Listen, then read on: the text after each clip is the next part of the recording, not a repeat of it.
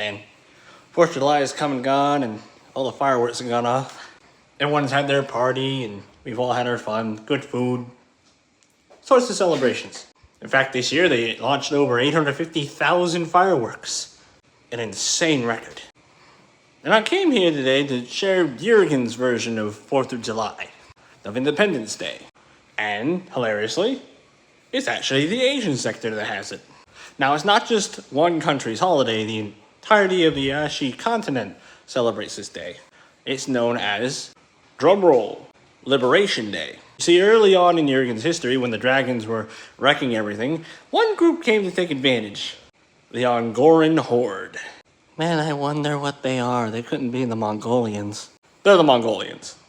They're just under a different continental name from the city of Angora.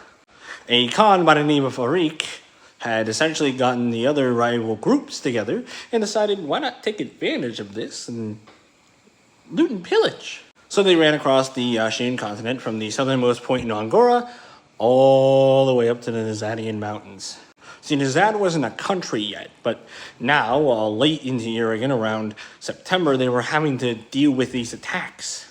Now, luckily, they already had castles and whatnot, but the wetlands and even the desert had already been taken.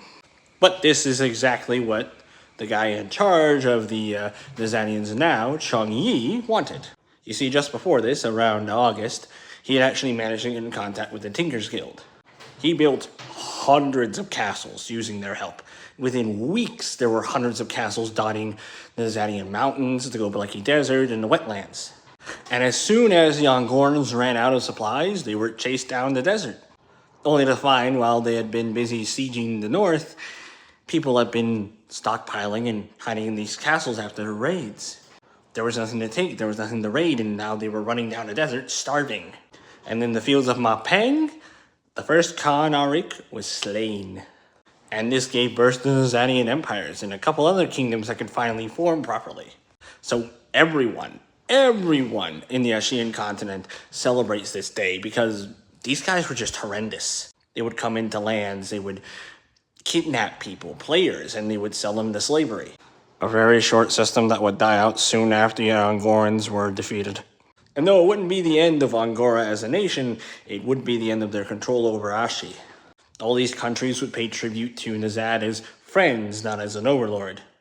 And they'd celebrate the 2nd of November as Liberation Day.